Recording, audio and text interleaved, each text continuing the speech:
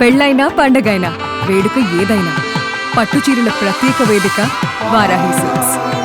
అహ్మదాబాద్లోని civil హాస్పిటల్లోనే ఎవరైతే చనిపోయారో mortuary వార్డులో పెట్టడం జరిగింది. అలాగే ఎవరైతే ఇంజురీ అయ్యారో, ప్లేన్ క్రాష్ అయింది కదా బిల్డింగ్ పైన, మెస్ పైన, హాస్టల్స్ మెడికోస్ ఉన్న హాస్టల్ మెస్ పైన, అక్కడ ఇంజురీ అయిన వాళ్ళు, అక్కడ చనిపోయిన వాళ్ళు, ఆ క్యాజువాలిటీస్ కూడా ఇక్కడే అహ్మదాబాద్లోని సివిల్ హాస్పిటల్లో పెట్టడం జరిగింది.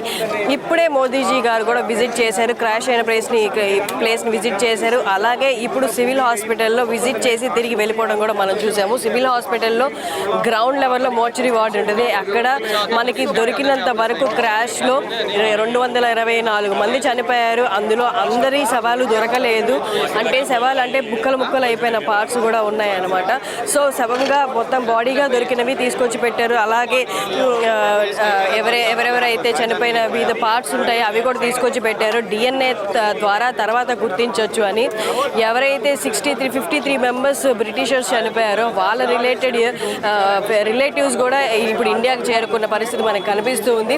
మోదీజీ గారు అయితే మార్చురీ వార్డు వైపు నుంచి మెట్లెక్కి సెకండ్ ఫ్లోర్కి వెళ్ళారు. సెకండ్ ఫ్లోర్ నుంచి తర్వాత ఇక్కడ మనకు కనిపిస్తుంది కదా first floor, second floor, third ఫ్లోర్లో ఎవరైతే ఇప్పుడు ఇంజురీ అయ్యి కోలుకుంటున్నారో స్టూడెంట్స్, డాక్టర్స్తో పాటు ఉన్న ఫ్యామిలీస్, వాళ్ళ సర్వెంట్స్, మెయిడ్స్, వాళ్ళందరినీ ఎవరైతే గాయాల పాలైన వాళ్ళడం జరిగింది. థర్డ్ ఫ్లోర్లో మనం విజువల్స్లో చూడగలిగినట్లయితే మోదీజీ గారు థర్డ్ ఫ్లోర్ కూడా విజిట్ చేశారు.